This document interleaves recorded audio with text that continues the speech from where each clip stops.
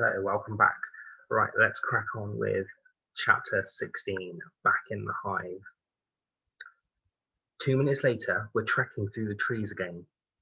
Where are we going now? Trent says. He wasn't happy about being woken up, and I genuinely think he would have refused to take off the oxygen mask if we hadn't told him that the hunters are on their way. I've been thinking, I say. Everyone except us has been alienated now, right? They're all bug eyes. And they think we're hiding in the woods. So we should go back to the building, says Aid. The centre is clear as far as they're concerned. The security cameras are off, thanks to Chet, and I don't think they'll be looking for us there. Are you mental? Trent says, far too loudly considering we're being hunted by hostile aliens. I'm not going back to that place. You don't have to, Adrian says. You could always stay outside on your own. It's a good idea, Lance. We can hole up for a bit of a rest. Mac really seems to be struggling. He can hardly keep his eyes open. And we can get a closer look at what they're up to down there, says Aid. Who cares what they're up to? Trent says. All we have to do is keep out of their way for one more night. The coach will arrive back tomorrow, and then we can get the heck out of here. It can't hurt to do some more recon. I don't have the energy to argue with Trent about this. Why does he have to make everything so hard? Our friends have turned into alien bugs. Don't you want to be able to help them once we get out of here? He just shrugs. Nice, Cat says. You're willing to sacrifice yourself to save the rest of the class? Trent says. Then you're all idiots. We're not idiots, Trent. We just want to do what's right, I say. Yeah, you're so perfect, aren't you, Fan? Wouldn't ever do anything horrible to anyone. Like shut them in the toilets so they miss their Bing exam? Shut up, Trent, I say. Still haven't told them. He smirks in his infuriating way. I thought you were all such good friends. I'm scared to tell them because of the way Chet reacted, but I'm also sick of this hanging over my head. It's been 9 months of lying. 9 months of being afraid that the truth will come out, and I'm done with it. Fine, I say.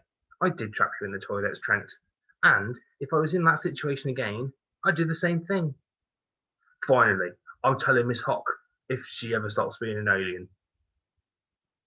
I told her this morning, I say, and I'll take whatever punishment she gives me. Is that what you and Chet argued about? Cat says. I nod. We've stopped walking and are standing in a circle in a small clearing in the trees. Why did you shut him in? Cat says. And I'm surprised because nobody ever seemed to care about why someone trapped Trent in the toilets. Only that someone, aka me, did, and that it was a despicable thing to do. Because I didn't want him to get into Bing, I say. I was in the toilets and I heard him talking to his mates. Trent looks down and starts scuffing his feet in the dry dirt. He said that Bing is going to be ultra competitive, that he'll have to go in hard and prove himself if he wants to be top dog. He's planning to use Chet to make this point. He's going to make Chet's life miserable so that everyone else knows that he's not weak. I realise I'm breathing fast and my heart is thumping in my chest. I feel like I might faint. He said that with me out of the way, he'll be able to do whatever he wants to Chet because I won't be there to protect him. Did you tell Chet that? Max says. No, not that part. He's super excited about going there, and he should be. He's so smart, and I didn't want to ruin it for him, to make him scared before he's even started. Why didn't you admit it straight away, though? Max says. You don't normally lie about things. Because Hock's already got it in for me. If she knew I did it, she would have excluded me. Then I wouldn't be here with you guys, and I wouldn't be able to keep Chet safe. When Chet stops being an alien, you have to explain to him, Kat says. He'll forgive you. I know he will. And what about you guys? I say. Do you hate me? I do, Trent says. Well, that's no loss, is it? Adrian says. I don't hate you, Lance. I don't think you went about it in the best way, but I can understand why anyone would want to shut Trent in a room and lock him away. I'd probably have done the same thing if I'd been there, Max says, or probably something worse. You did it for the right reasons, Lance, Katja says, putting her arms around me. She smells like coconut cupcakes and warm milk. Ah, you're a good friend. And just like that, the secret that's been burning a hole in me for months is out. And my friends are still my friends. Well, except Chet's. But I'm going to make that right. Thanks, guys, I say, and I take a stupidly long time rooting around in my bag for my water, even though I know it's in the back pocket, because I don't want them to see how close I am to crying. Unbelievable, says Trent, and he storms off ahead. It isn't long before we can see the roof of the centre through the trees. Trent crashes towards it like a hungry T-Rex chasing its prey. I'd say our chances of surviving are significantly lower with him around.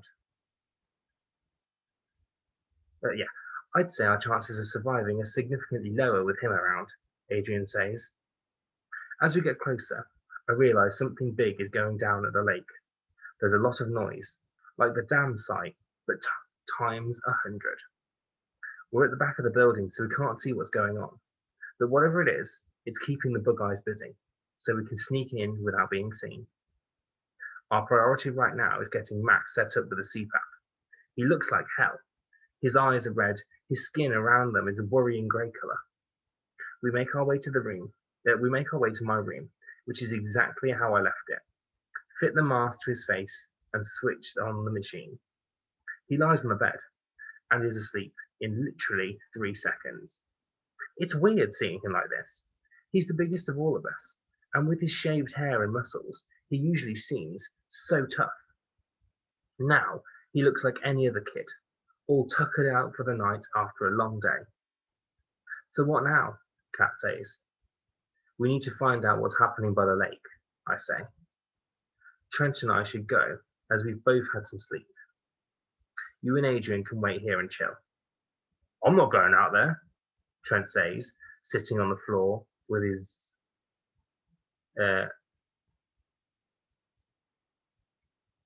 I'm not going out there, Trent says, sitting on the floor with a pack of cards, and he doesn't even look up. Adrian opens her mouth to argue with him, but I stop her. To be honest, I say, I'd rather do something. Keep moving. If I sit down, I might pass out. Same, Adrian says. Okay. Kat sits down and leans back against the bed. I'll stay and watch Mac. Be careful, guys. You too, I reply. And remember, if anything goes wrong, feel free to throw Trent to the hunters. And that's the end of chapter 16. The next chapter, number 17, is called Stuff Gets Bad. So we will have that chapter tomorrow. Have a lovely day, and I will see you soon.